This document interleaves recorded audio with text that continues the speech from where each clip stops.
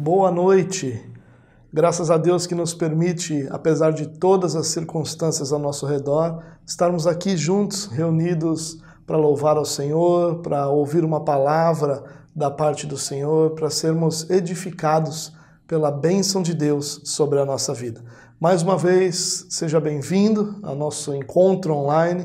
Eu gostaria de iniciar esse encontro com uma oração, convidando você a curvar a sua cabeça, fechar os seus olhos, nos voltarmos a Deus no início dessa reunião para que nós possamos falar com o Pai. Pai, nós te louvamos por teu grande amor e bondade, nós te louvamos pelo perdão dos nossos pecados, pela vida que temos e pela salvação que recebemos do Senhor. E rogamos que o Senhor use esse momento, Pai, para manifestar a tua graça, para manifestar o teu amor, para nos instruir, para nos direcionar, Pai.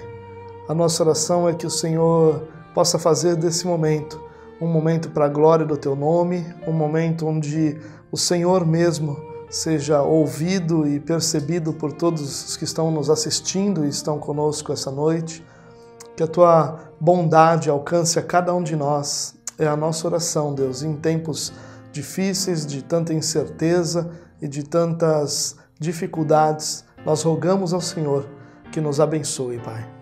Amém. Eu gostaria de iniciar com a leitura de um salmo, como nós temos feito constantemente quando estamos reunidos como igreja. O salmo de número 130 diz assim: Das profundezas clamo a ti, Senhor. Ouve, Senhor, a minha voz. Estejam atentos os teus ouvidos às minhas súplicas. Se tu, soberano Senhor, registrasses os pecados, quem escaparia? Mas contigo está o perdão para que sejas temido.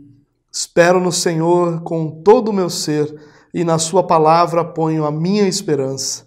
Espero pelo Senhor mais do que as sentinelas pela manhã. Sim, mais do que as sentinelas esperam pela manhã. Ponha a sua esperança no Senhor, ó Israel, pois no Senhor há amor leal e plena redenção. Ele próprio redimirá Israel de todas as suas culpas. Esse é um salmo que fala sobre salvação, mas fala sobre salvação provida por um Deus que ama de forma leal, que gera sobre nós plena redenção. Por isso, a esperança que o salmista tem, ele compartilha com aqueles que estariam ouvindo ou estariam ouvindo essa canção.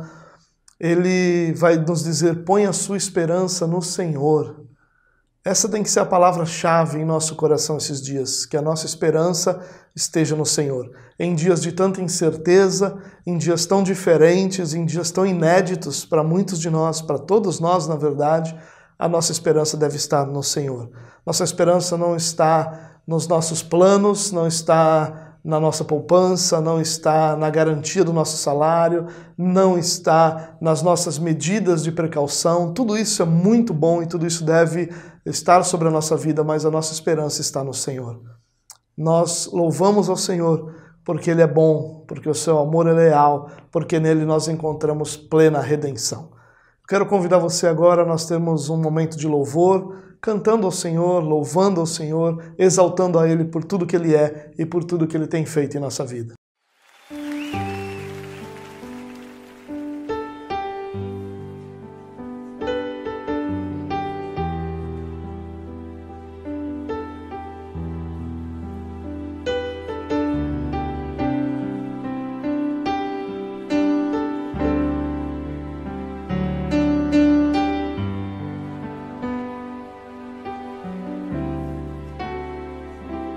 Quão grande é o meu Deus, cantarei quão grande é o meu Deus, e todos hão de ver quão grande é o meu Deus.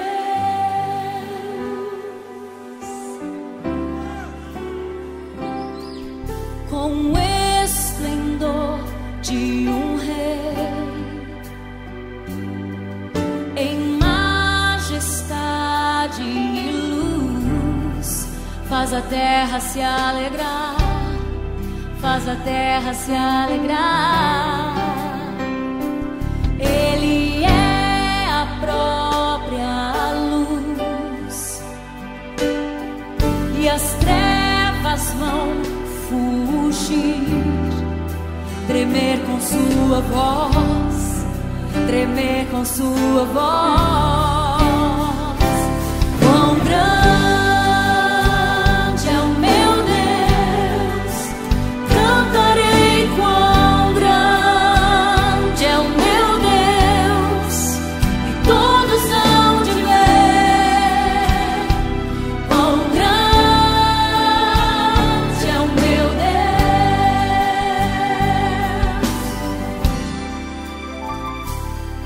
Por gerações Ele é. O tempo está em tuas mãos, o começo e o fim, o começo e o fim. Três se formam em um: Filho, Espírito e Pai, Cordeiro e Leão, Cordeiro e Leão.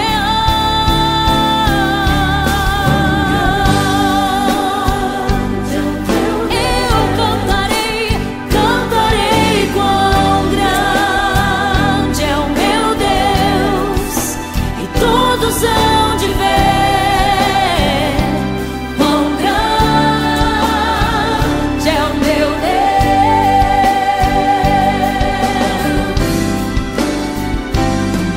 Sobre todo nome é o céu, tu és digno do louvor. Eu cantarei quão grande é o meu Deus, é o meu Deus. Quão grande é o meu Deus, eu cantarei. Ele é grande, todos hão de ver quão grande é o meu Deus. Eu cantarei quão grande é o meu Deus, cantarei quão grande é o meu Deus. Todos hão de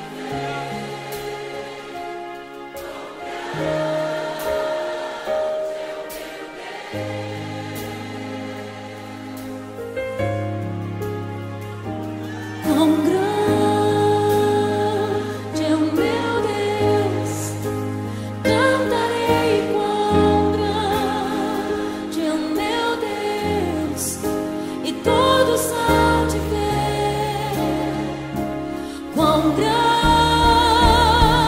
é o meu Deus.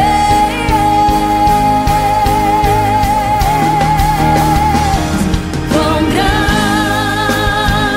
é o meu Deus, cantarei quão grande é o meu Deus, e todos hão de ver quão grande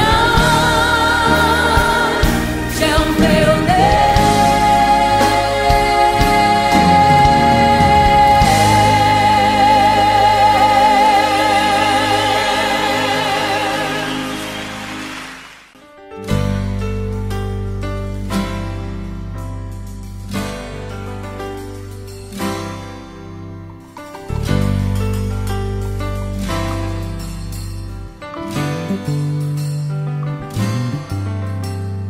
Todo o poder te foi dado no céu e na terra. Todo o poder te foi dado.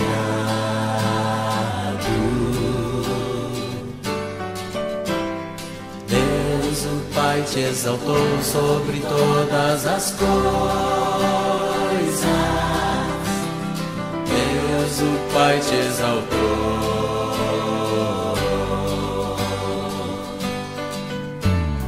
Manifestado em carne, justificado em espírito, visto dos anjos, pregado aos gentios, crido no mundo e recebido na glória.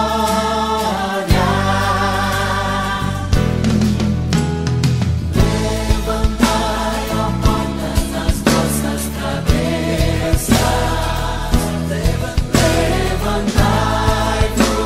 levantai-vos, ó entradas eternas, e entrará o Rei da Glória. Quem é este Rei da Glória? O Senhor forte e poderoso, o Senhor poderoso na guerra. Levantai, ó portas, as vossas cabeças, levantai-vos, ó entradas eternas, e entrará o Rei da Glória. Quem é este Rei da Glória? O Senhor dos exércitos, Ele é o Rei da Glória.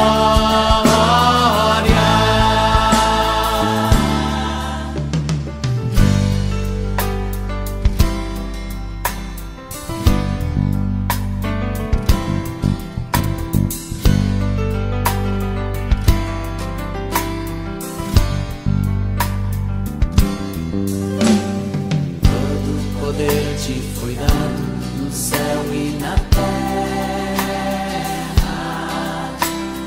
Todo poder te foi dado.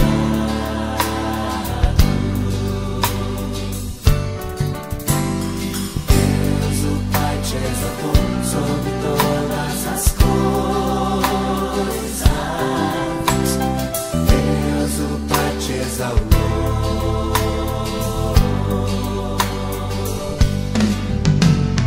Manifestado em carne, justificado em espírito, visto dos anjos, pregado aos gentios, crido no mundo e recebido na glória. Levantai, ó portas, as vossas cabeças, levantai-vos, ó entradas eternas, e entrará o Rei da Glória. Quem é este Rei da Glória? O Senhor forte e poderoso, o Senhor poderoso na guerra.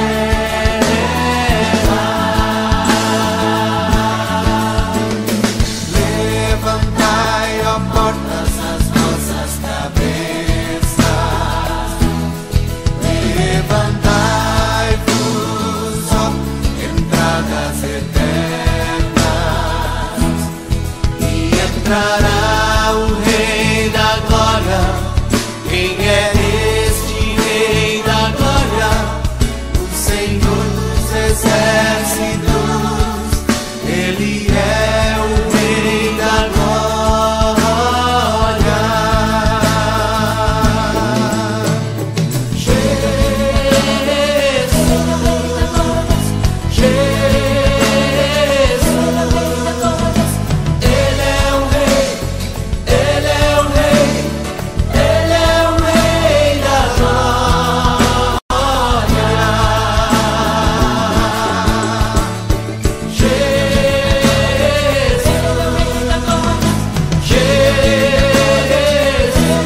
Jesus, Ele é o Rei, Ele é o Rei, Ele é o Rei da Glória.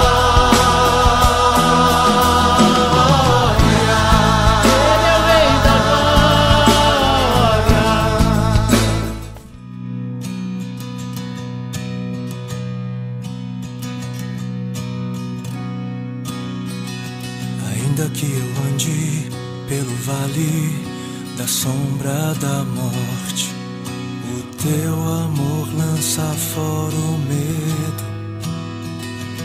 Ainda que eu me encontre bem no meio das tempestades da vida, não voltarei, pois perto estás.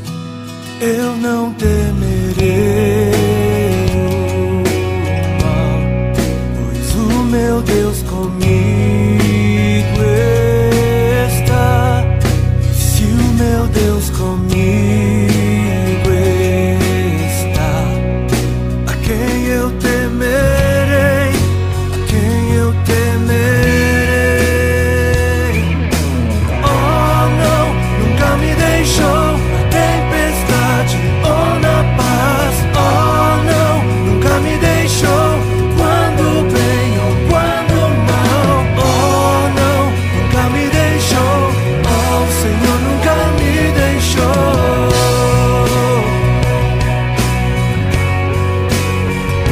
Eu posso ver a luz que está vindo ao coração que espera, incomparável, gloriosa luz.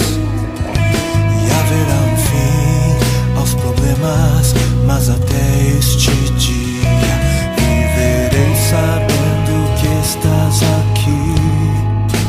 Eu não temerei o mal, pois o meu Deus comigo está.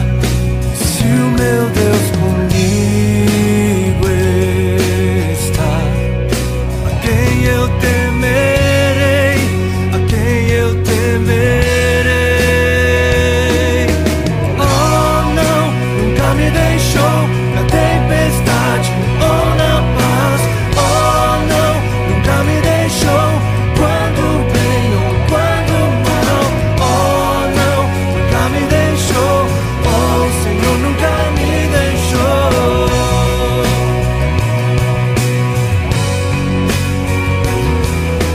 Oh, não, nunca me deixou na tempestade ou na paz.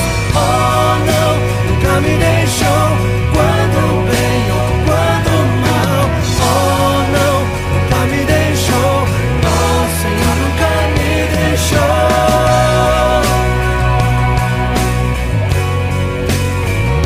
Eu posso ver a luz que está vindo ao coração que espera. E haverá um fim aos problemas, mas até este dia te louvarei, te louvarei.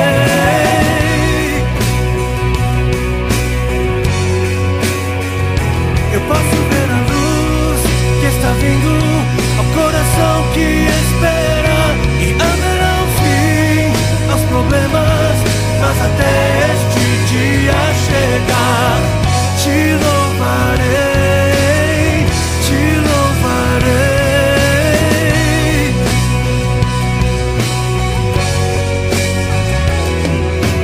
Oh, não, nunca me deixou na tempestade ou na paz. Oh, não, nunca me deixou quando bem ou quando mal. Oh, não, nunca me deixou.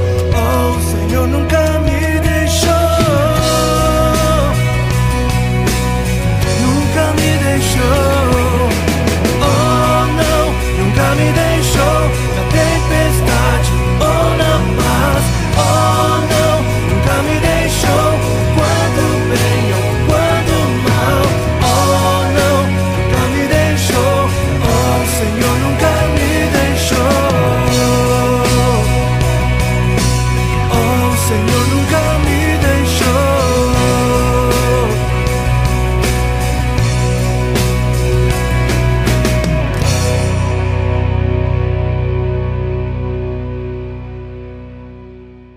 Louvado seja o Senhor por quem Ele é, por sua bondade e graça que estão sempre sobre a nossa vida.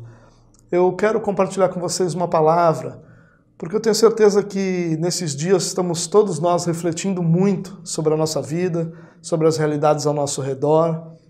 Eu tenho certeza que nós estamos percebendo que a nossa humanidade talvez não seja tão poderosa quanto nós imaginávamos. Os fortes, os poderosos, os que governam, todos eles estão igualados diante do temor dessa epidemia, dessa pandemia que é o coronavírus. Por isso, eu me lembrei de que alguns anos atrás nós compartilhamos na igreja uma série de mensagens sobre a nossa humanidade, nossas fragilidades, nossos temores, nossas lutas diárias diante do Pai. Eu gostaria de revisitar alguns dos temas que nós tratamos naquela época, lendo com você uma passagem que está no primeiro livro dos Reis, no capítulo 19. Mas antes eu quero te lembrar que no capítulo 18 nós encontramos aquela história tão conhecida onde Elias desafia os profetas do falso deus Baal a mostrarem diante do povo quem realmente era o Deus verdadeiro. E aí então, você conhece a história, Elias traz a oportunidade, ou melhor ainda, traz o desafio para que os dois oferecessem, tanto Elias quanto os profetas de Baal, oferecessem um sacrifício ao seu Deus. E o Deus que recebesse esse sacrifício, que enviasse fogo do céu para consumir o sacrifício, seria reconhecido como o Deus verdadeiro. Nós sabemos o final da história, o Deus de Israel é reconhecido como Deus verdadeiro, todo o povo declara que o Senhor era Deus, que o Senhor era Deus. Há uma grande vitória ali para o povo de Deus em reafirmar sua identidade, em reafirmar a sua fé, em reafirmar muito daquilo que eles viviam falando e agora puderam ver e experimentar também. E aí então começa o capítulo 19. Claro que tem outras histórias no capítulo 18, mas essa é a história central do capítulo. Mas no capítulo 19 nós encontramos o seguinte: Ora, Acabe contou a Jezabel tudo o que Elias tinha feito e como havia matado todos aqueles profetas à espada. Por isso Jezabel mandou um mensageiro a Elias para dizer-lhe: que os deuses me castiguem com todo o rigor, se amanhã, nesta hora, eu não fizer com a sua vida o que você fez com a deles. Elias teve medo e fugiu para salvar a vida. Em Berseba de Judá ele deixou seu servo e entrou no deserto, caminhando um dia. Chegou a um pé de giesta, sentou-se debaixo dele e orou, pedindo a morte. Já tive o bastante, Senhor, tira a minha vida, não sou melhor do que os meus antepassados. Depois se deitou debaixo da árvore e dormiu. De repente um anjo tocou nele e disse: levante-se e coma. Elias olhou ao redor e ali junto à sua cabeça havia um pão assado sobre brasas quentes e um jarro de água. Ele comeu, bebeu e deitou-se de novo.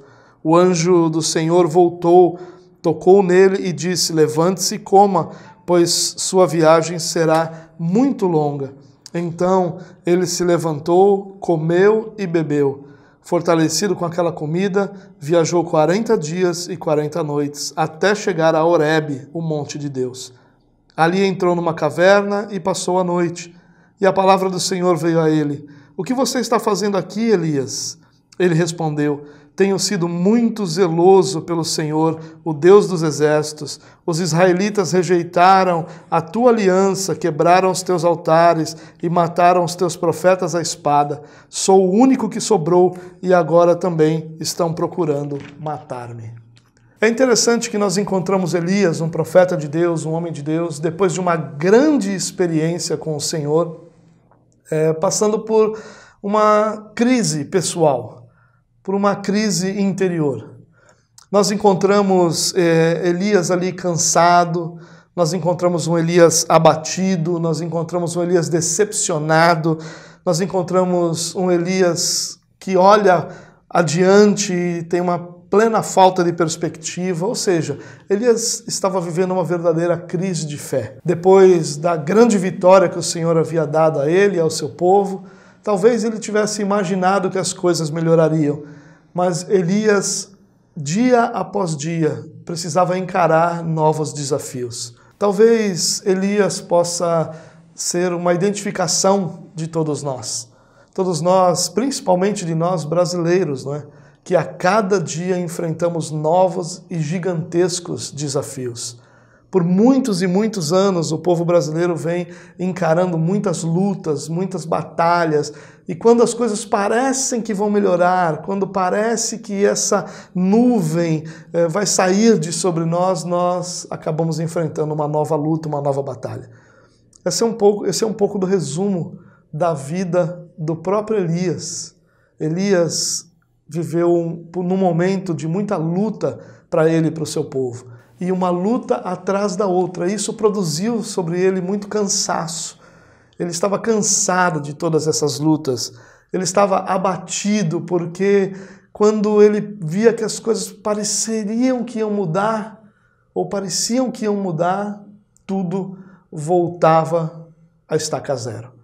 Por isso ele se abatia, por isso ele estava decepcionado com tudo que acontecia à sua volta, com todas as suas lutas. Por isso ele sai, deixa o seu servo, anda por um dia inteiro e senta, e a oração que ele faz é: Senhor, chega, já lutei demais, é muita luta, é muita batalha, e chega, agora eu quero a morte. E quem de nós nunca se sentiu assim? Talvez não ao extremo de desejar a morte, mas quantos de nós nunca se sentiu tão cansado, abatido, decepcionado? Quem nunca olhou para o seu futuro e viu uma plena falta de perspectiva? Quem nunca enfrentou uma crise de fé como Elias estava enfrentando aqui?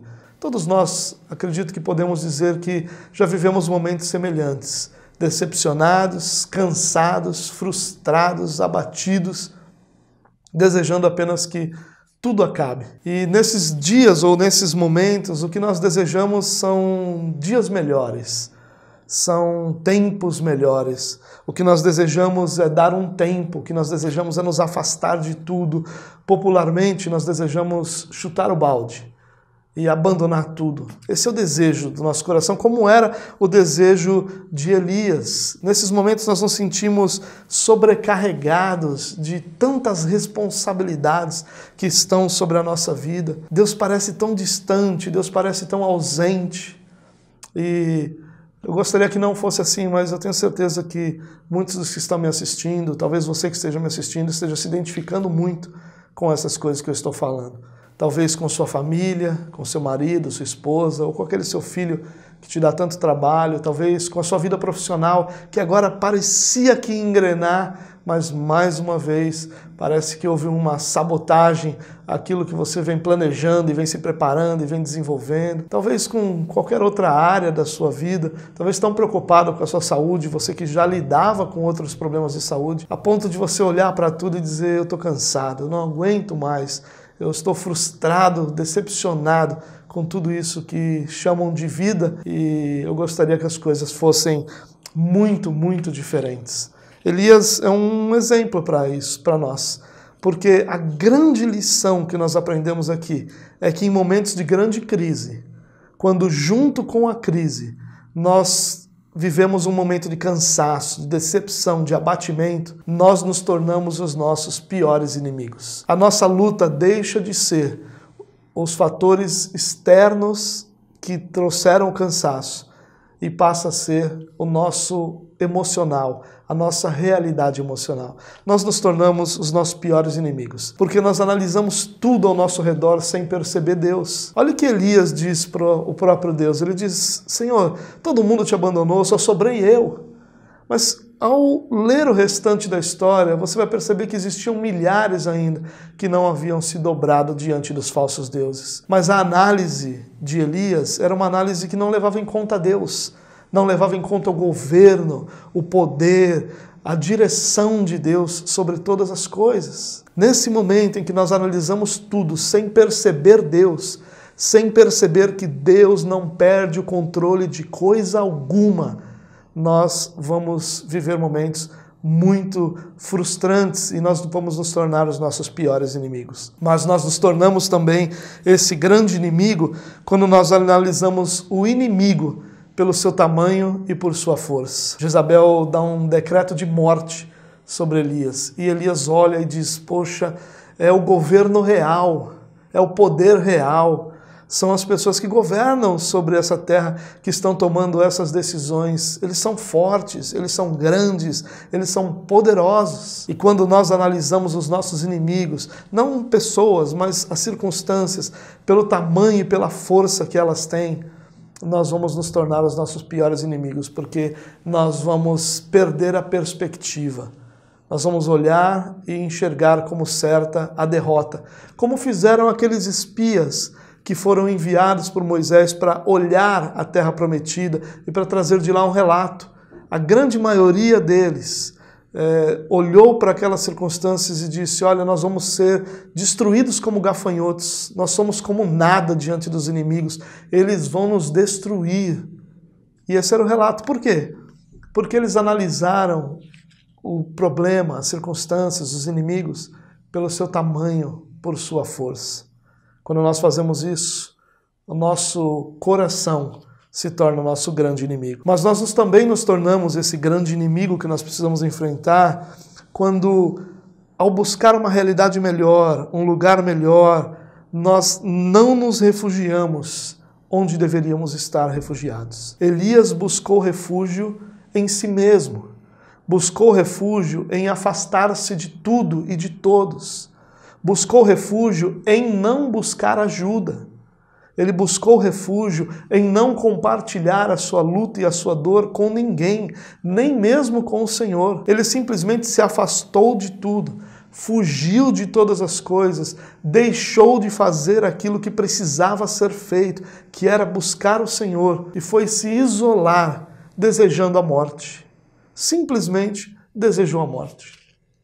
E esse desejo de Elias, para nós talvez pareça absurdo. Ele tinha acabado de ver uma grande realidade de Deus, mas não era absurdo, não. Era o resultado da sua jornada, resultado da sua vida. A nossa vida não é apenas aquilo que nós vivemos hoje. Nós carregamos uma história e ainda estamos vivendo essa história. Ela não terminou, mas nós já trazemos sobre nós uma bagagem emocional, uma bagagem de tudo aquilo que nós já vivemos, de todas as lutas, de todas as batalhas, de todas as dificuldades que nós já tivemos que enfrentar, e isso cansa, e isso frustra, e isso decepciona.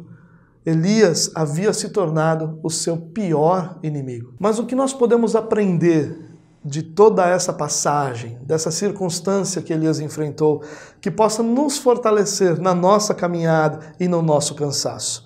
É isso que eu quero compartilhar com vocês, algumas lições práticas desse episódio, que eu tenho certeza que podem nos ajudar ao longo da nossa própria e pessoal circunstância.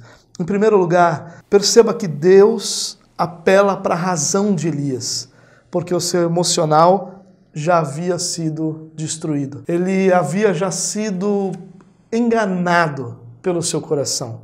E Deus vai apelar para a razão de Elias. Quando você olha para o desenvolvimento do texto, Deus vai conversar com Elias e vai dizer: Elias, em outras palavras, Deus vai dizer: Elias, preste atenção em tudo que já aconteceu, em como eu governei tudo, em como todas as coisas estiveram sempre debaixo da minha forte e poderosa mão. Por que não estariam agora? Perceba que você está iludido, enganado por suas emoções, Elias. Preste atenção. Olhe, pense sobre tudo o que está acontecendo. Não apenas sinta, mas pense também. Faça o seu sentir estar conectado com o seu pensar. Nem só pensar, nem só sentir, mas a sua humanidade seja plena. Pense e sinta, e você vai conseguir perceber melhor todas as situações e circunstâncias que você está enfrentando. A segunda lição prática aqui é que nós não devemos fugir quando o que nós precisamos é de proximidade. Preste bem atenção nisso. O desejo que nós normalmente temos em meio às nossas lutas é de nos isolar.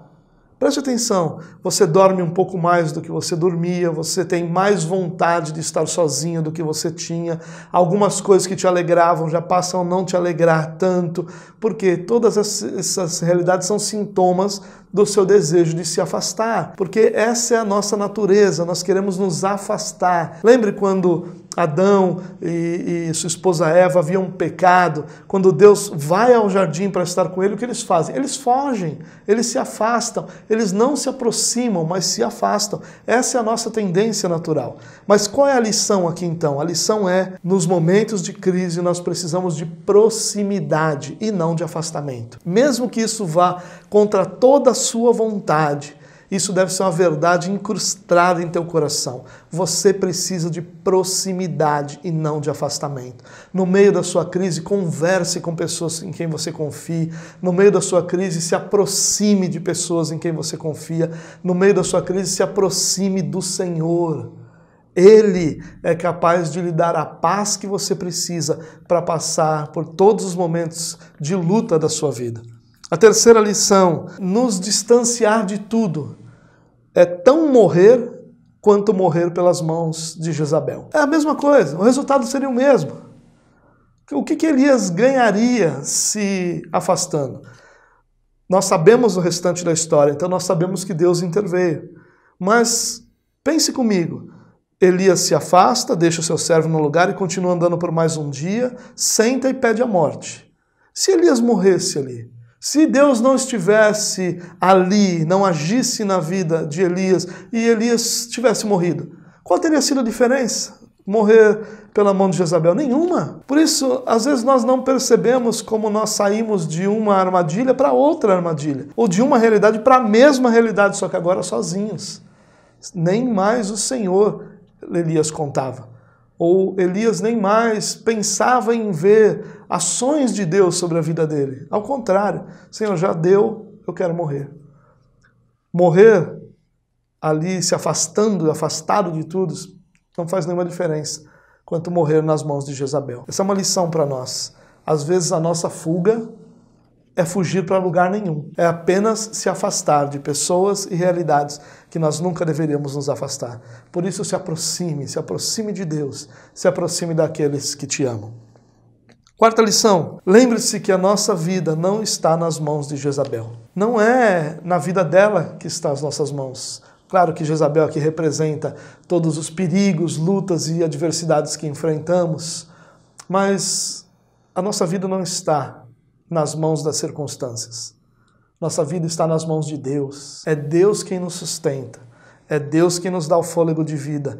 É Deus quem nos mantém em pé. E é Deus que nos destinou à sua presença eterna. Nossa vida não está nas mãos de Jezabel.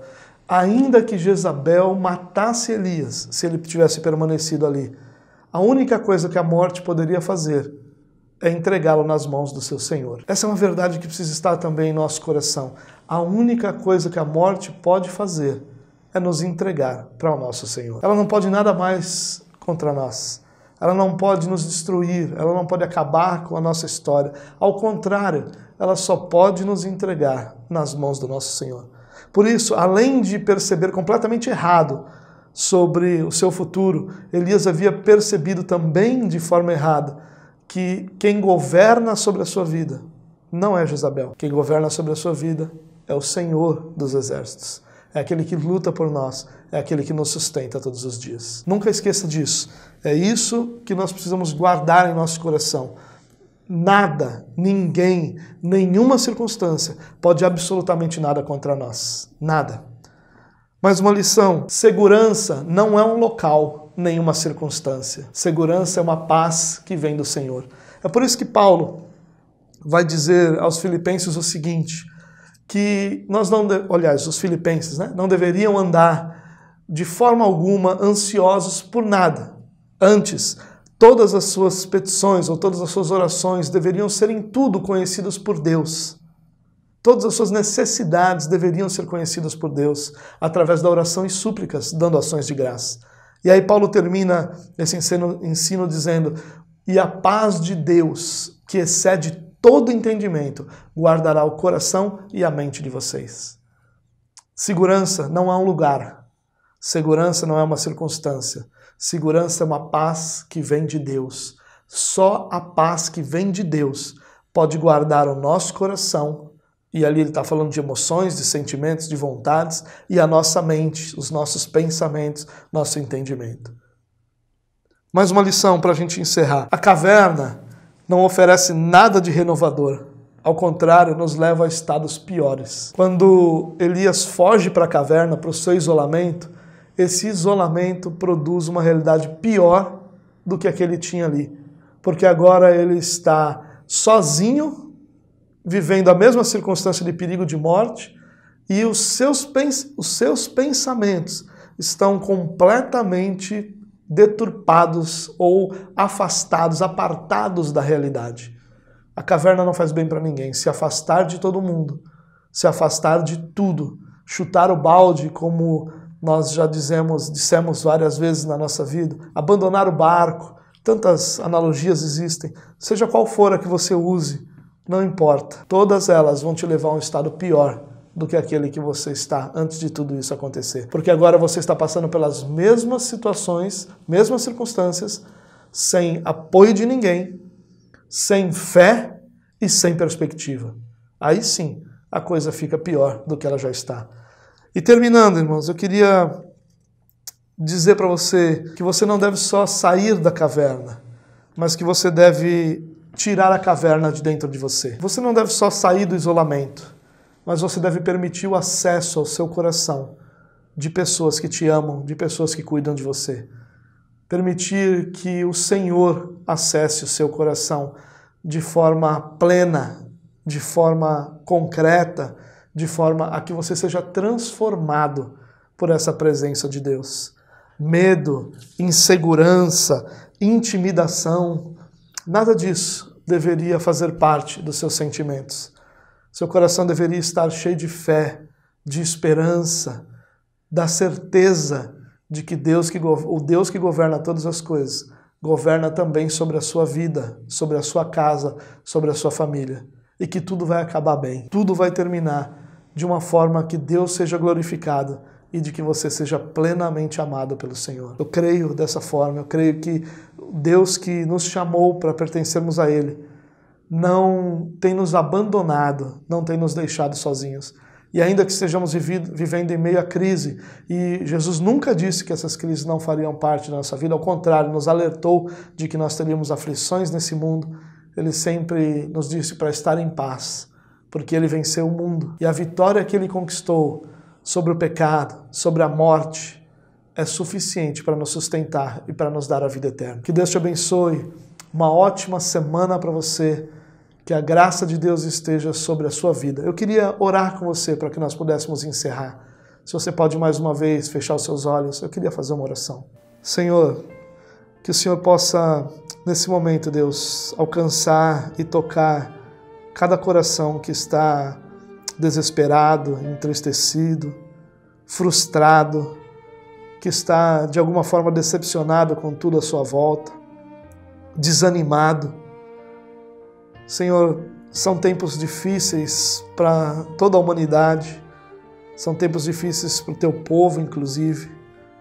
E a nossa oração, Deus, é que o Senhor possa alcançar a cada um de nós como o Senhor alcançou a Elias. Que o Senhor possa nos alimentar com sua palavra, nos encorajar com a tua verdade e nos dar o privilégio, Deus, de confiar no Senhor apesar das circunstâncias. Que o cansado seja fortalecido pelo Senhor, que o abatido seja renovado por tua graça e bondade, que o caído seja posto em pé por tua mão poderosa. Nós confiamos no Senhor, Deus. Ajuda-nos a depender somente do Senhor. É a nossa oração, confiando nos méritos do nosso Salvador, Jesus Cristo, o nosso Senhor. Que o amor de Deus, a graça do nosso Senhor e Salvador Jesus Cristo e a consolação do Espírito Santo de Deus esteja sobre a sua vida e sobre a sua família. Uma ótima semana para você. Que Deus te abençoe.